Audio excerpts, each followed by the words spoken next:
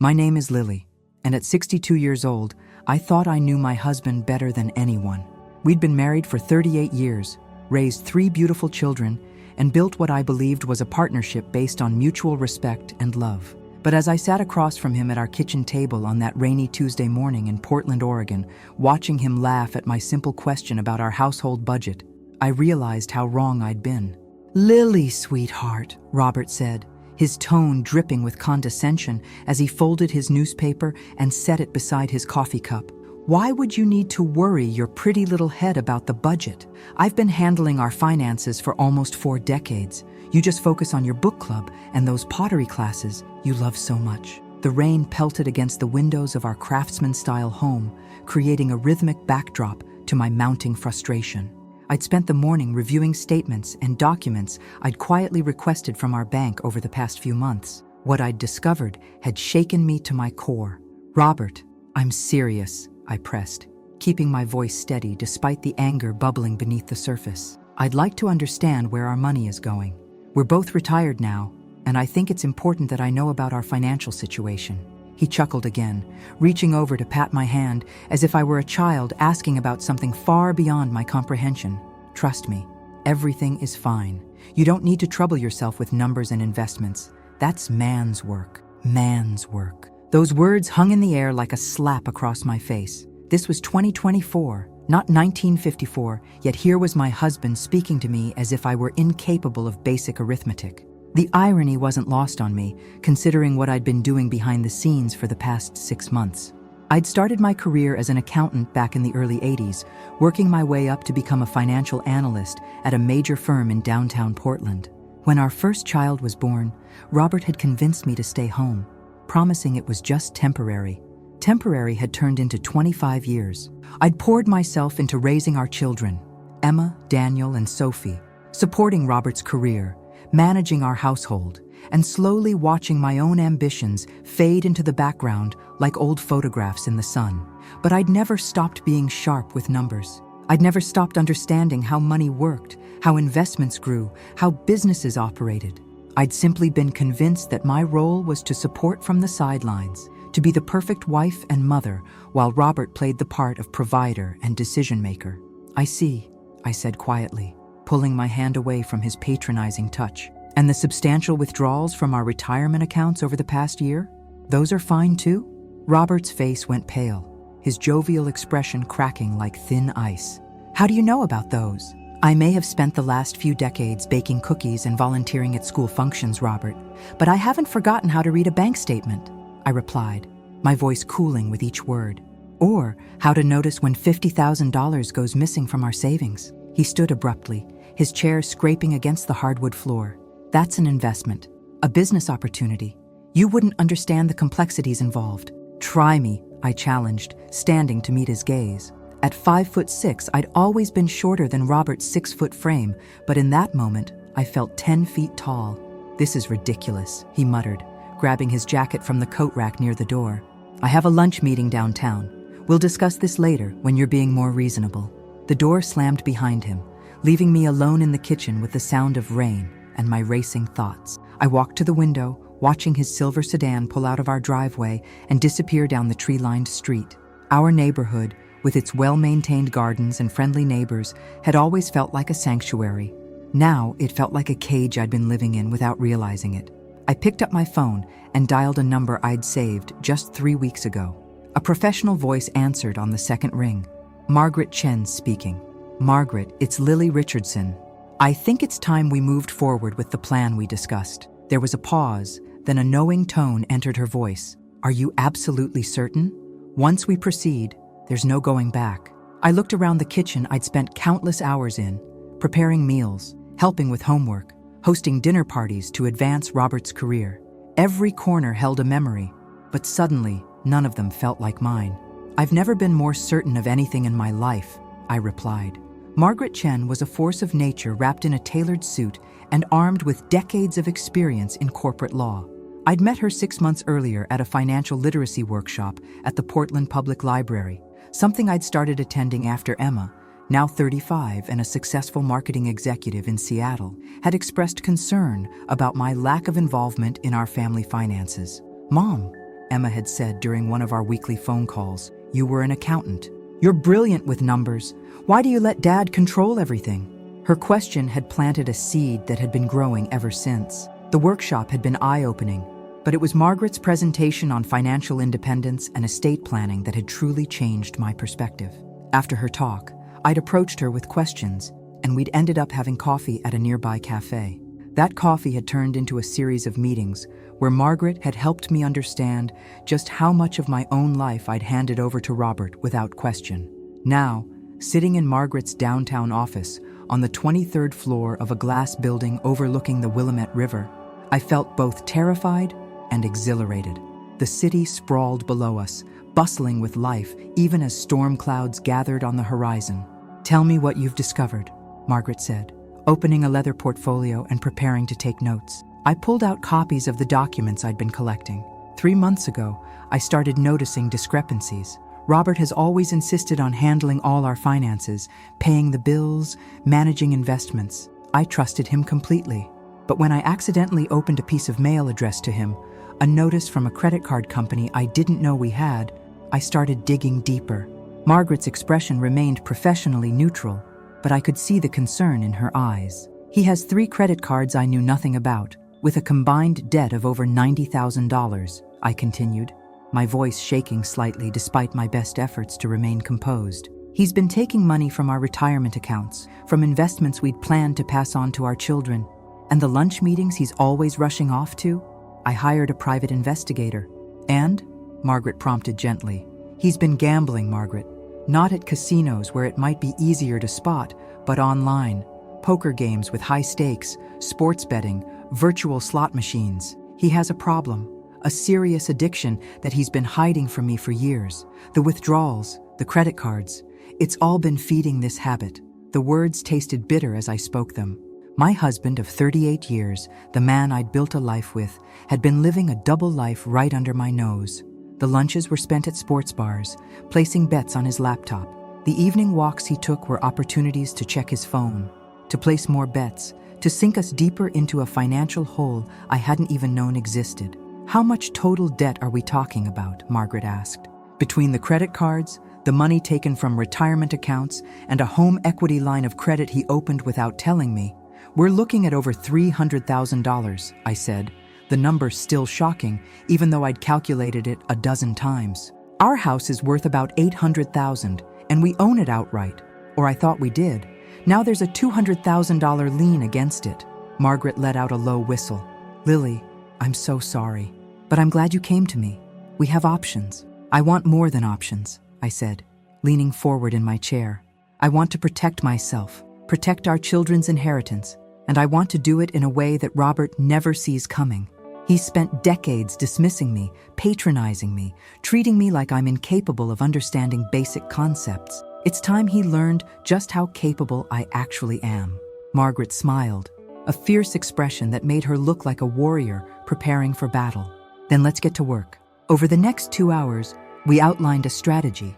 Margaret explained that in Oregon, both spouses generally have equal rights to marital assets, but they're also equally responsible for marital debts. However, if I could prove that Robert had incurred debts and made financial decisions without my knowledge or consent, and especially if those decisions were due to a gambling addiction, I might have legal grounds to protect my share of our assets. But I wanted to go further. Margaret had mentioned during one of our earlier conversations that she had connections in the business world, investors looking for profitable ventures. It had been a casual comment, made while discussing various ways people built financial independence after divorce. But that comment had sparked an idea, one so audacious that I'd barely believed it myself when I first considered it. Tell me more about the company, Margaret said, pulling out another file. Richardson and Associates, I replied, feeling a surge of satisfaction. Robert's firm. He founded it 25 years ago, a consulting company specializing in supply chain management. He's built it into a successful operation with annual revenues around $5 million. He owns 70% of the company, with his business partner, Tom Harrison, owning the remaining 30%. And Tom is willing to sell? Margaret asked. I nodded. I approached him 3 weeks ago. Tom is 68 and wants to retire to Arizona to be near his grandchildren. He's been trying to convince Robert to buy him out, But Robert keeps stalling, probably because he's gambled away any cash reserves that would have made that possible. Tom was thrilled when I expressed interest, especially at the price I offered, which was 15% above market value, I said. I liquidated some investments my mother left me when she passed away 5 years ago. Money Robert didn't know about because it was kept in a trust with my name only. Between that and a business loan Margaret's contacts helped me secure, I now own 30% of Richardson and Associates. Margaret's smile widened, and Robert has no idea. None whatsoever. The paperwork was finalized yesterday. Tom plans to announce his retirement at next week's board meeting. That's when Robert will discover that his wife, the woman he's dismissed and patronized for decades, is now his business partner. The week leading up to the board meeting felt like the longest of my life. I went through the motions of my daily routine, attending my pottery class at the community center, volunteering at the local food bank, meeting my friend Patricia for our usual Thursday lunch at our favorite bistro in the Pearl District, all while carrying this enormous secret like a precious, fragile thing. Patricia, who'd been my closest friend since our children were in elementary school together, could tell something was different. As we sat in the warm, aromatic restaurant, steam rising from our bowls of French onion soup, she studied me with the keen eye of someone who'd known me for 3 decades. "You're glowing," she observed, tilting her head. "It's like you've discovered some wonderful secret." If only she knew. Patricia was aware that Robert and I had been having difficulties. I'd confided in her about his dismissive attitude and my growing frustration, but I hadn't told her about the gambling or my plans. Not yet.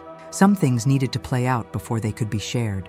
"Just feeling good about some decisions I've made," I replied, keeping my tone light. "Sometimes change is exactly what you need, you know." She raised her wine glass in a toast. "To change, then, and to whatever is making you look 20 years younger."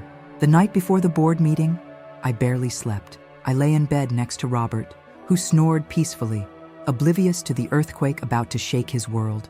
I thought about our early years, when we'd been young and in love, when he'd been supportive of my career ambitions. Somewhere along the way, he'd changed, or maybe I'd changed, or perhaps we'd both changed in ways that no longer fit together.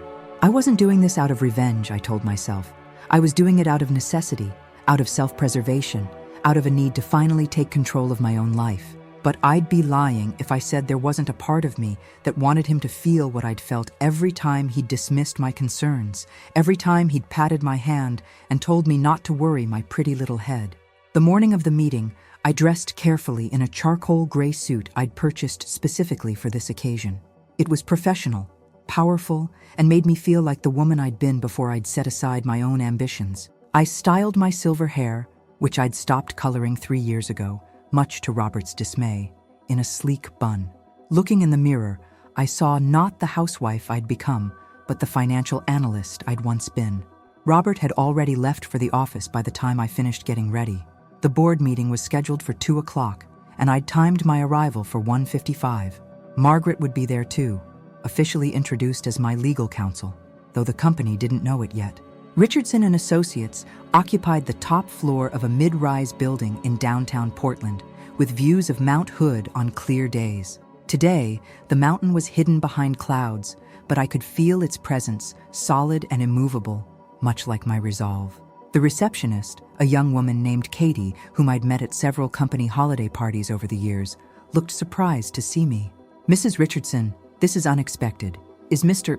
Richardson expecting you?" "Not exactly," I replied with a smile that probably looked more confident than I felt. "I'm here for the board meeting." Her confusion was evident, but before she could respond, Tom Harrison emerged from the conference room. His weathered face broke into a warm smile when he saw me. "Lily, right on time," he said, extending his hand. "Thank you for coming." "Tom," I replied, shaking his hand firmly. "Thank you for this opportunity." We walked together toward the conference room, where I could hear voices inside. My heart hammered against my ribs, but I kept my expression serene, my steps measured and confident. Tom opened the door, and conversation stopped. 5 faces turned toward me, including Robert's. His expression cycled through confusion, surprise, and then annoyance as he stood from his chair at the head of the long oak table. "Lily, what are you doing here?" he asked, his voice tight with barely concealed irritation. "This is a board meeting, not a social visit." "I know exactly what it is, Robert," I replied, Walking to the empty chair Tom gestured toward. That's why I'm here. Margaret entered behind me, her professional presence filling the room. Good afternoon, everyone. I'm Margaret Chen, legal counsel for Mrs. Richardson. The other board members, 3 men I'd met at various company functions over the years, looked between Robert and me with expressions ranging from confused to fascinated. This was clearly not the routine meeting they'd expected. I don't understand what's happening here, Robert said, remaining standing while everyone else had taken their seats. Lily, if this is about our conversation last week, this is neither the time nor the place. Robert, sit down, Tom said gently but firmly. Let me explain. Robert sat, but his face had gone red, a sure sign his temper was rising. Tom cleared his throat and began. As you all know, I've been planning to retire for some time now. I've wanted to spend more time with my grandchildren in Arizona, and at 68, I think I've earned the right to slow down. He paused, looking around the table. I've been trying to work out a succession plan with Robert for over a year, but we haven't been able to reach an agreement. Tom, we've discussed this, Robert interrupted. The timing isn't right. I need more time to arrange the financing, which is why I was thrilled when Lily approached me with an offer, Tom continued, speaking over Robert's objection. As of yesterday, I have officially sold my 30% stake in Richardson and Associates. Lily is now the proud owner of those shares, and consequently, is now a member of this board. The silence that followed was deafening. You could have heard a pin drop on the plush carpet. Robert's face had gone from red to nearly purple, his mouth opening and closing like a fish out of water. That's impossible, he finally managed to say. Lily doesn't have that kind of money. She doesn't have any money of her own. Careful, Robert, Margaret interjected smoothly. What you say next could be very relevant to the legal proceedings I suspect are on the horizon. Legal proceedings? One of the other board members asked, a man named Douglas who handled the company's marketing division. My husband seems to be under the impression that I have no resources of my own, I said, my voice steady despite the adrenaline coursing through my veins. He's wrong. I had a trust from my mother, investments he knew nothing about, and the intelligence to secure a business loan. All perfectly legal, all properly documented. Margaret has reviewed every detail. Robert stood again, his chair scraping harshly against the floor. This is absurd. You can't just walk in here and... I can, and I have, I interrupted. And now that I'm a board member, I think it's time we discussed some concerning financial irregularities I've discovered. The next 30 minutes were among the most difficult of my life, but also the most liberating. With Margaret's guidance, I presented the evidence I'd compiled, the hidden credit cards, the unauthorized withdrawals from our retirement accounts, the home equity line of credit. But more importantly, I presented evidence of money that had been taken from the company. It had been something I'd discovered only after I'd started working with Tom on the acquisition. He'd mentioned discrepancies, small amounts that had gone missing over the past 2 years, always with explanations that seemed reasonable at the time. Business lunches that seemed excessive, consulting fees paid to companies that didn't quite exist, expenses that were just slightly inflated. Are you accusing me of embezzlement? Robert demanded, his voice shaking with rage and what I suspected was fear. I'm saying that someone with a gambling problem often finds ways to feed that addiction, I replied. And I'm saying that as a board member, I have a fiduciary duty to investigate these irregularities. We all do. Douglas and the other board members were looking at Robert with new eyes, seeing perhaps for the first time the truth behind the confident facade he'd always presented. Tom spoke up, his voice sad but firm. Robert, I've covered for you more times than I can count. I told myself you were going through a rough patch, that you'd get it together. But when Lily showed me the full extent of what's been happening, I realized I'd been enabling you. This company deserves better. Your family deserves better. Robert collapsed back into his chair, the fight seeming to drain out of him all at once. For the first time since I'd known him, he looked old, defeated, small. I can explain everything, he said quietly, but there was no conviction in his voice. I'm sure you can, Margaret said, and you'll have the opportunity to do so, perhaps in court if necessary. But for now, I think this board has some decisions to make about the future leadership of this company. What followed was a long, painful discussion. Robert eventually admitted to the gambling problem, to the debts, to the small amounts he'd taken from the company with the intention of paying it back once he'd hit a big win. That win had never come, of course. It never does. By the time we left that conference room, several things had been decided. Robert would step down as CEO, remaining as a consultant while the board searched for new leadership. He would enter treatment for his gambling addiction. He would work with Margaret and me to develop a plan to repay the company for the funds he'd taken. And we would begin the process of legal separation with the goal of divorce. I drove home alone that evening, through streets wet with November rain, the city lights reflecting off puddles like scattered stars. The house felt different when I walked in, emptier somehow, even though all our furniture was still in place, all our belongings right where they'd always been. Emma called that night. Somehow word had already reached her, probably through the business community grapevine that operated faster than any internet connection. "Mom," she said, her voice full of concern and something that sounded like pride. "I heard what happened. Are you okay?" "I'm better than okay, sweetheart," I replied, settling into my favorite chair by the window. "I'm free." The following months were challenging but transformative. Robert moved into an apartment downtown, while we sorted through the financial and legal complexities of separating a nearly 4-decade marriage. He began attending meetings for gambling addiction, and slowly, painfully, he started to take responsibility for his actions. I threw myself into learning everything about Richardson and Associates. With Tom's help before he retired to Arizona, I came to understand the business from the inside out.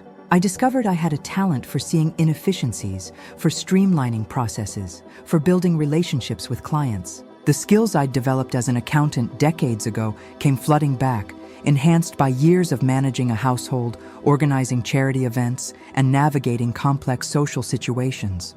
The other board members, initially skeptical, came to respect my contributions.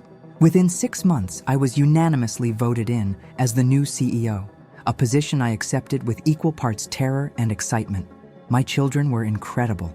Daniel flew in from Boston, where he worked as an architect, to help me move Robert's remaining belongings out of the house. Sophie, our youngest, who taught 3rd grade in Portland, came over several times a week, helping me redecorate, making the house feel like mine rather than ours. "I'm proud of you, Mom," Sophie said one evening as we painted my bedroom a soft lavender I'd always loved, but Robert had vetoed.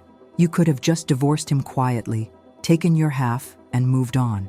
Instead, you built something new." "I did it for me," I admitted, "but also for you 3. I wanted you to see that it's never too late to reclaim yourself, to refuse to be diminished, to stand up for what you deserve." Patricia, when I finally told her the full story over coffee at our favorite bistro, laughed so hard she nearly choked on her latte. "You bought his company?" she gasped between laughs. "Lily Richardson, you absolute legend." A year after that pivotal board meeting, I stood in the newly renovated offices of Richardson and Associates, which we'd rebranded as R&A Solutions to mark our new direction, and looked out over downtown Portland. The company had grown 20% under my leadership. We'd brought in new clients, expanded into sustainable supply chain consulting, and created a workplace culture focused on collaboration rather than ego. Robert and I had finalized our divorce 6 months earlier. He was doing better, attending his meetings regularly, working part-time as a consultant for a small firm, and slowly rebuilding his life. We'd never be friends, but we'd found a way to be civil, particularly when it came to our children and grandchildren. The financial mess had been sorted. The house was mine, along with my fair share of our remaining assets. Robert was paying back what he'd taken from the company in installments he could actually afford. It would take years, but we'd made it work. Standing there at 63, I felt more myself than I had in decades. I'd started dating again, nothing serious, just enjoying the company of interesting people. I'd taken up hiking, something Robert had never wanted to do, and discovered I loved the challenge of steep trails and the reward of summit views. I'd even started teaching a financial literacy workshop at the library, the same place where Margaret had sparked my transformation. My phone buzzed with a text from Emma. "Dinner tomorrow? I want to hear about your meeting with that investor from Seattle. Dad says you're about to land another major client." I smiled. Robert and I talked occasionally now, mostly about business or the kids. He'd been the one to connect me with the Seattle investor, a small olive branch that I'd accepted in the spirit of moving forward. The rain had stopped, and sunlight broke through the clouds, illuminating Mount Hood in the distance. The mountain had always been there, constant and strong, even when clouds obscured it from view. I'd been like that mountain, I realized. The strength had always been there, waiting for the clouds to clear. My name is Lily, and at 63, I learned that it's never too late to rediscover yourself, to refuse to be dismissed, to take control of your own story. The husband who laughed when I asked about the budget never saw me coming, never imagined that the wife he'd underestimated for decades would become his boss, would save his company, would ultimately save herself. Every time I walk into my office now, past the nameplate that reads Lily Richardson, CEO, I remember that moment in our kitchen when he laughed and told me not to worry my pretty little head. And I smile because I proved that the prettiest thing about me was never my face or my compliance. It was my brain, my resilience, and my refusal to stay small in a world that kept trying to shrink me. The company I bought is thriving. The life I rebuilt is fulfilling. And the woman I've become is finally, truly free.